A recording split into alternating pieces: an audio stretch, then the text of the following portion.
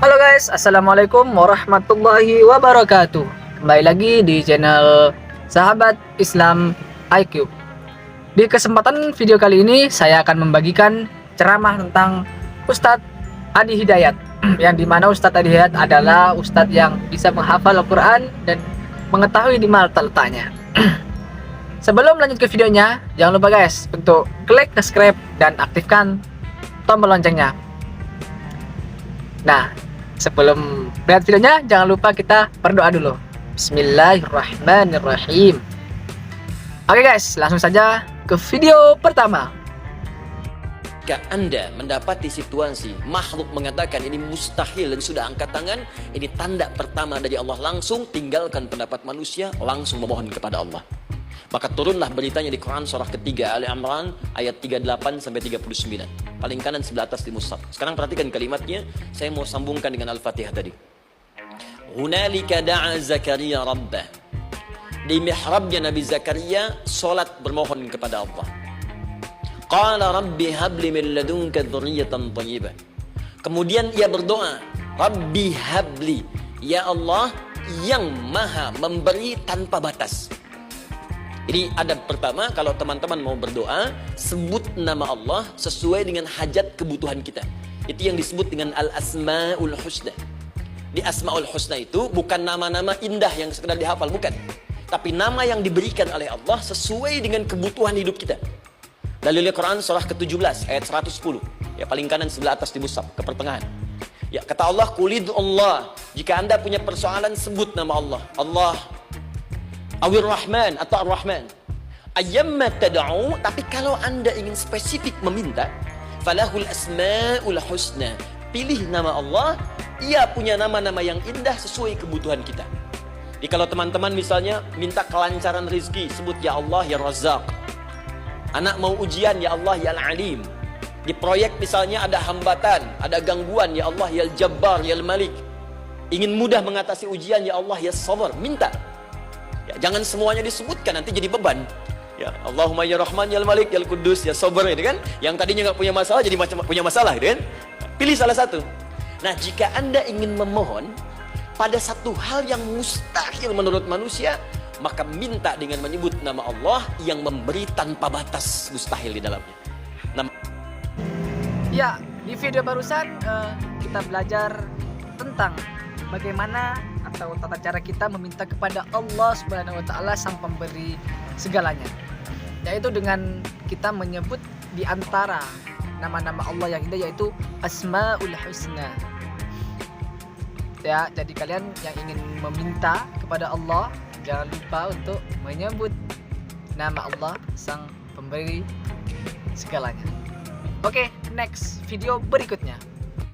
Alladzina yu'minuna bil ghaib wa yuqimunas shalah. Tuh, kalau kita melatih salat dengan baik, dapat ikhlas. Jangan cukupkan pada yang fardu. Karena yang tidak pengen banyak ikhlas pun 5 waktu juga. Kalau pengen dapat itu menjadi mukhlas, maka latihan, tambah sunnahnya, tahajud bangun. Gak apa-apa, malam pertama itu gak apa-apa, 2 rakaat juga gak ada masalah. Nanti setelah menikmati itu akan tambah 4, witirnya baru 1, sampai nanti 10, witirnya 1, 11. Ada yang makin enak, makin nikmat jadi 2, 3, ada yang 39. Itu masing-masing mendapatkan kenyamanannya. Nanti setelah itu tiba-tiba paginya udah syuruk dia, dapat duha lagi pertengahan, duha akhir, rawatibnya. Kalau udah terbiasa dengan sholat sunnah, itu suasana hatinya akan beda. Makanya amalnya pun akan lain.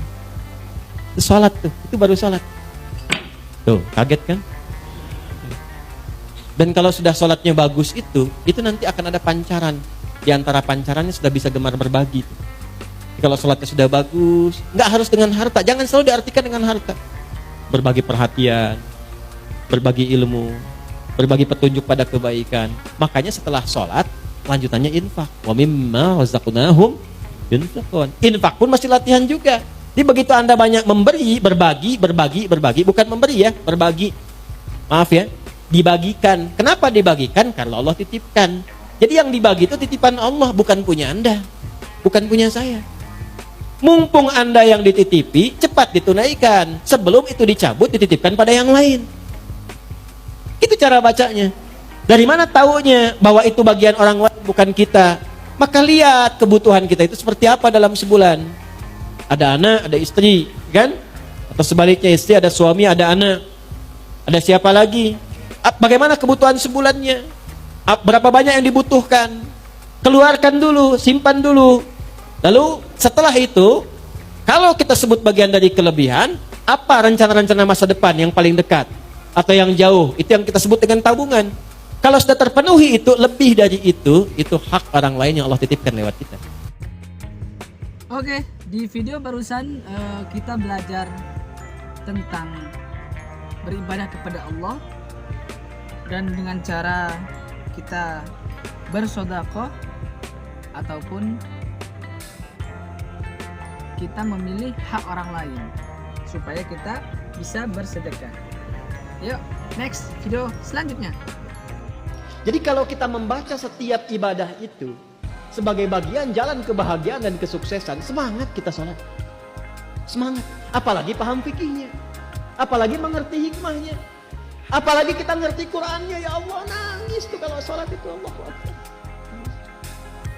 Ya ayyuhalladzina amanu ista'inu bisabri wassalah. Hei orang-orang beriman, kalau sedang ada kesalahan, sedang punya masalah, sabar, terima dulu. Jangan dikeluhkan. Karena masalah itu dihadirkan bukan untuk menjadikan dirimu bermasalah, supaya engkau meningkat kualitas, supaya kehidupanmu lebih baik lagi, supaya engkau makin teruji, makin kuat. Dan tidak mungkin kata Allah, aku menguji kecuali engkau sanggup mengatasinya. La yukallifullahu nafsan illa wus'aha. Apakah berhenti sampai situ? Tidak. Datang kepadaku, minta solusi lewat salat. Ya ayyuhalladzina amanu ista'inu bisabri wassalah. Kamu sabar, terima dulu. Saat sholat datang padaku minta solusi. Jadi begitu dipanggil lewat sholat itu, ditunggu kita mau minta apa. Baru kita berdiri baca Al-Fatihah, baca iyyaka na'budu wa iyyaka nasta'in. Hadis kutsinya mengatakan hadza baini wa baina 'abdi wa li 'abdi ma sa'al. Ini perjanjian antara aku dengan hambaku. Kalau hambaku benar cara ibadahnya, apapun yang ia minta sekarang aku berikan sepanjang maslahat untuknya. Itu hadis qudsi. Ibadi khalaqtuka lil ibadati fala tal'ab wa qasamtu laka rizqaka fala tal'ab wa qasamtu laka rizqaka fala tat'ab. Hambaku, aku ciptakan kau itu untuk ibadah.